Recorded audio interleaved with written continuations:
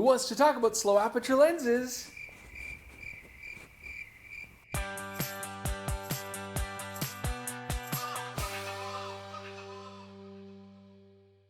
Welcome back, DPReview TV viewers. Chris Nichols here, joined by Jordan Drake. We're going to do a little back and forth today, a little bit of a different thing. You know, Micro Four Thirds, we love Micro Four Thirds. We've been using them for a long time. Yeah, we've been using them for years. We're being filmed on Micro Four Thirds right now, a couple of GH5s. They do still have some real advantages. Absolutely. But Olympus is having some troubles. You've probably heard the news. And as photo cameras, I love that we got really small lenses that were very high quality. But when we talk about sensor size and equivalency, which we do think is a thing, you know, a lot of these Micro Four Thirds lenses, they have really fast apertures. And equivalently, they do let in a lot of light for their camera sensor size. But when you compare it to APS-C or full frame, it's a different story. Yeah, they're not going to give you the same kind of depth of field. Now, we do see a huge gap in the market right now, because if you want a lens that doesn't give you super shallow depth of field, but might still be very professional, there's not a lot of options in full frame. No, full frame always tends to want to push fast glass, but of course it's always very large, very heavy, very expensive. So what we thought we'd talk about today is, well, what about slower lenses that are affordable, compact like Micro Four Thirds lenses, and, you know, very, very high quality. Now, we both know a lot of photographers, and both are photographers, who have both a full frame system for, you know, when you want the best possible image quality, or you know you're doing low light, and then a smaller Micro Four Thirds for, you know, travel, or just when you want a lighter camera bag. And it seems to me like the full frame manufacturers could kind of make equivalents to a lot of those Micro Four Thirds lenses, and you wouldn't need two systems. Okay, now this is one of our favorite Micro Four Thirds lenses, the Olympus 12-100 f4, which sounds great on paper. When we talk about the equivalency, this is like a 24-200, but f8. Now, there's a lot of super zooms on the full frame market, 28-200s, 24-200s, but they're often 3.5-5.6 or 6.3. They're cheap, they don't have any weather sealing, they're not great optically. How are you going to convince people to then buy a lens like this that is f8 and more expensive than those cheaper lenses? Well, the big thing that I think is really worth hitting on is this is an excellent lens optically. It's very sharp.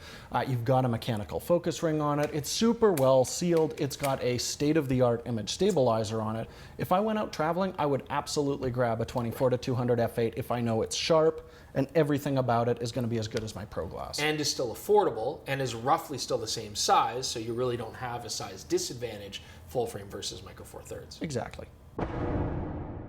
Okay, now you all know I love this. This is one of my favorite lenses. This is the Panasonic 10-25 f1.7, and there is no real full frame equivalent to this lens.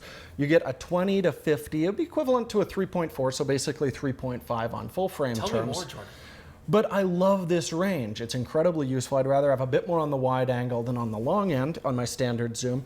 And it's very video centric. You've got a proper focus clutch on it. This is breathing corrected. It has a stepless iris. And we're just not seeing a lot of these very video centric full frame lenses that also offer autofocus. But if I was going to be an from the internet, right, I would probably say something like, yeah, but what about a slower lens? You know, we took the Panasonic 20-60 L-mount lens, 3.5 to 5.6, but do you see a market for a higher end version of that lens that was just a straight f4 or maybe even straight 5.6 even for video? I mean, as long as it was still a constant aperture, because that is really important for video, with the focus clutch, stepless aperture, that'd be an amazing lens for me, and it would really keep me on that L-mount system. I have a surprise for you. Ooh. It's big, but it's not too big. Oh, I love that lens. The Olympus 300mm f4. This is an excellent Micro Four Thirds lens, 600 f8 equivalent, but very sharp, ruggedly built. Again, manual focus clutch, image stabilization's excellent. Right, it's like a cutting edge current pro lens. Totally, this is not a cheap, you know, slow lens. What if we brought this to the full frame market? Because frankly, if there's one place you really want to save size and cost, it is the wildlife lens market, right? I mean, what's a 600mm f4 lens going to be costing? Yeah, like over 10 grand if you want to get into that wheelhouse. Absolutely. Now, to be fair, companies, for example, like Nikon, have been starting to delve into this kind of world, right? You've got things like the 500mm 5.6, which is selling super very well. tiny, The 200 to 500 5.6, awesome zoom, but again, affordable, not ridiculously huge, right? Do you think there'd be a market for a 600mm f8? Yeah, as long as it's like this, extremely sharp, still nice and compact, and everything else about it is completely professional, I think people would be willing to pay $2,000 to $3,000 for a lens like that. Right, crank your ISO up a little bit more. Right. Okay, but you want those lenses to autofocus, Yeah. right? Now that does bring up an issue. Because here's the thing. A lot of SLRs can focus at f8, but not ideally. Yeah, it's like center point only, and even then it's really hunty. There are some that can't, Right. right? So if we start talking about slow primes with these equivalently tight apertures, our SLR is really just going to hit the bed. Yeah, absolutely they are. And that's why mirrorless is such a great technology, because we're seeing a lot of these full frame mirrorless cameras now that can focus at f11, f16 is becoming more popular. And that really does open up the gateway to some of these other lenses. Now, how well they'll autofocus at those smaller apertures, it's up for debate, but it's improving so rapidly that I'm sure, you know, f11 lenses even will be very doable on a lot of these bodies. Plus with those tight apertures, we're going to have lots of depth of field. Autofocus won't matter, right? Right? You still want to get Right? accurate focus. Right? You can't just miss focus Right? and stop down. Right? So much depth of field. So how are they going to break past the attitudes prevailing right now about, first off, that slower glass is somehow optically inferior, even though it's often the opposite? And also, who out there is going to have the confidence, the self-worth, the humility to go out into the world and take photos with a lens that barely extends past their mount? I mean, doesn't everybody want some gigantic glass light gathering phallus?